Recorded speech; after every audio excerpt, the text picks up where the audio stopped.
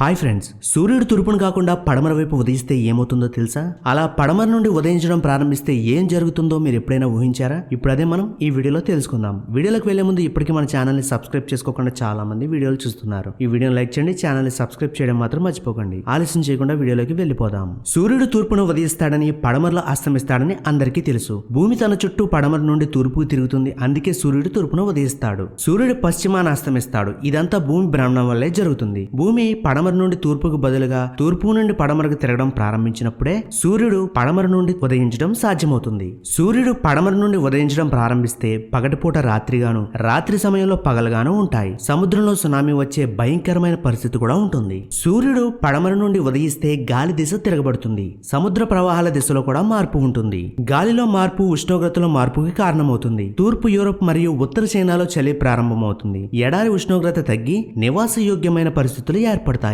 అయితే ఇది బీచ్లపై పెద్దగా ప్రభావం చూపదు. తీర ప్రాంతంలో మినహా మిగిలిన చోట్ల రుతుపవనాలు వచ్చే అవకాశం ఉందని శాస్త్రవేత్తలు వెల్లడిస్తున్నారు. భారతదేశంలో 4-5 రాష్ట్రాల్లో వాతావరణం చాలా వేగంగా మారుతుంది. కొన్ని తీర ప్రాంతాలు నీటి మునిగే అవకాశం కూడా ఉంటుంది. భూమి లోతుగా పాతిపెట్టిన వనరులు బయటికి రావచ్చు. కొన్ని పంటలు, ఆహార పదార్థాల ఉత్పత్తి తగ్గుతుంది.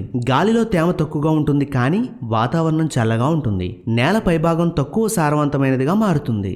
ఉత్తర దక్షిణ అమెరికాలోని పచ్చని అడవులు ఎడారులుగా మారతాయి. అదే సమయంలో సహారా, మధ్యప్రాచ్య ఎడారి ప్రాంతాలు పచ్చగా ఉంటాయి. ఈ మార్పును తట్టుకోలేని అనేక జంతువులు అంతరించిపోతాయి. భూమి గురుత్వాకర్షణ శక్తి మారవచ్చు. ఇది నేరుగా మనుషులపై ప్రభావం చూపుతుంది. అర్థమైంది కదా ఫ్రెండ్స్? సూర్యుడు తూర్పును కాకుండా పశ్చిమాన ఉదయిస్తే ఏం జరుగుతుందో? ఈ వీడియోలో ఉన్న ఇన్ఫర్మేషన్ మీకు నచ్చినట్లయితే మీ ఫ్రెండ్స్ అండ్ ఫ్యామిలీకి షేర్ చేయండి. ఈ వీడియోని లైక్ చేయండి, ఛానల్ ని సబ్స్క్రైబ్ చేయడం మాత్రం మర్చిపోకండి. Thanks for watching.